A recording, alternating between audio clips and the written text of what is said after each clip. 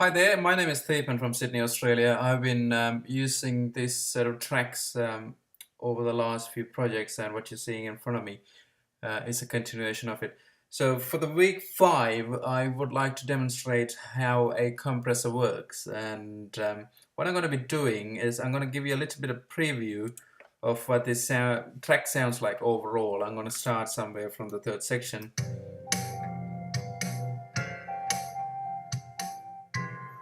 Great. So the track I want to really focus on for this demonstration is the drums, and I'd like to play that as a solo just so that you can see what are we hearing specifically before we get going. So that's basically a kick snare and a little bit of hi-hat. So my concern musically is that I can hear a lot of the snare, and I can't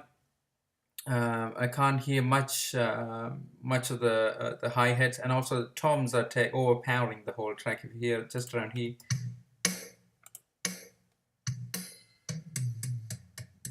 that part, and I can't hear much of the hi-hat. So what I like to do is I would like to insert a compressor just here, and I'm going to be using the very much standard things in Logic Pro, so we can keep things quite simple. And I like to go for the stereo compressor here. There you go. And I like to go through what this device offers us, so that we know what we are capable of doing conceptually. At a very simplistic level, what the compressor does is actually brings down the louder stuff so that we can overall hear the subtle things that are hidden in the track. Basically, you're actually trying to reduce the dynamic range. And what this device gives you is a number of parameters. Let's start off with the most important thing. This is the compressor threshold, which is telling us the point at which the compressor should kick in and do whatever we are programming it to do.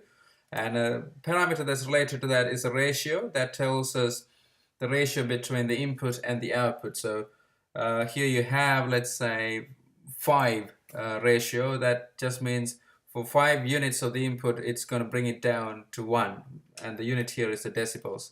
And that's what's seen here in the graph.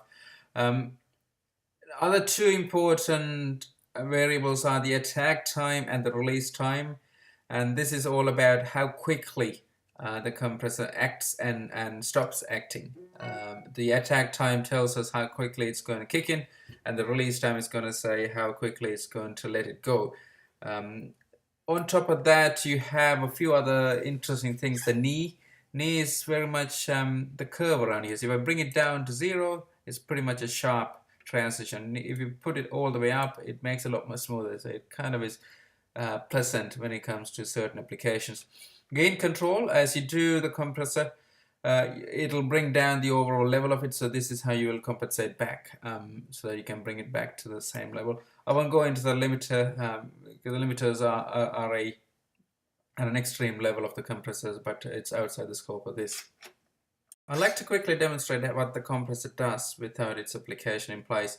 So let's quickly run through the track, and we'll be keeping it running in the background. If you see that straight line, what that tells us is that I'm not applying any compression ratio here. As I toggle with that, you can see the difference in the graph. And the compressor threshold being 0 means that it's got no activity there. So there's no point at which it's going to be kicking in, i.e. The level is at 0.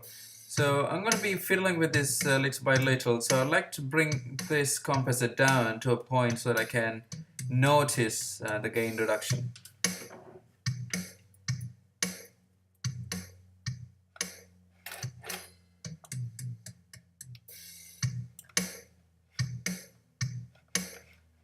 So let's bring it down a little bit. And let's put the ratio to something like 4. All that's telling is for every 4 units of the input, it's just going to bring it down to just 1. So just leave it there. And there you are. So you can see the gain reduction happening just there. And what this tells us is, as we move up and down on the threshold lever, it tells us how much, at the point at which it's actually going to be kicking in. So here it is minus 17 dB on full scale.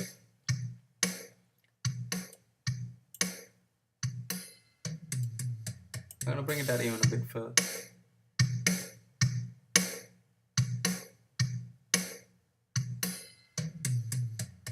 It's pretty aggressive here, but I'm quite happy with the outcome there in terms of the musical side of things. I'm going to put the gain up so that we can hear it a little bit, because I can hear the hi-hat pretty well, and that's pretty good. And here, an important aspect here is if I'm going to toggle with the attack a little bit. I'm going to bring that down, release. It's pretty low, and that's probably where I want to see it, but I want to push it all the way down to see up to see what that means. Yeah, the feeling I'm getting here when the attack time is a lot is that I don't see the transition pretty quick, and given it's a drum groove, so it's pretty good to have it snappy. And the same goes for the release, so I'm going to be just putting it just around, just fiddle with it a little bit. Yeah, at a higher level I can't quite see the compressor in action, so I'm going to bring it down. That's pretty snappy. That's exactly what I want. And the knee here is pretty rounded, so let's see what that does. That's a bit harsh. Just around there is what I like. That's perfect. There you go. And just to see the difference, if I put bypass on this, you'll see the difference there. Bypass off, compressor on.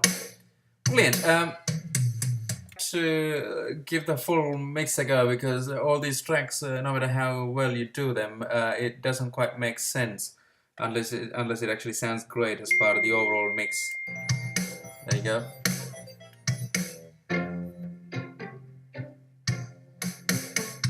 Brilliant. I'm reasonably happy with that. Just to reflect on the overall exercise going through the compressor plugin here, even if you get something wrong in your recording, or by nature the way the things can be quite not the way you would want them, it's brilliant in terms of getting the overall dynamic range for the track using the compressor. And in this case, you have seen I managed to get the hi-hats sound a little bit louder so that we can kind of hear it, and also cut down the harshness of the snare, which was reasonably loud, so now that I can quite hear everything to the level I like. And thank you very much for taking the time. It's been a pleasure. Wish you all the best with all your assignments. I'll see you next time. Thank you. Bye.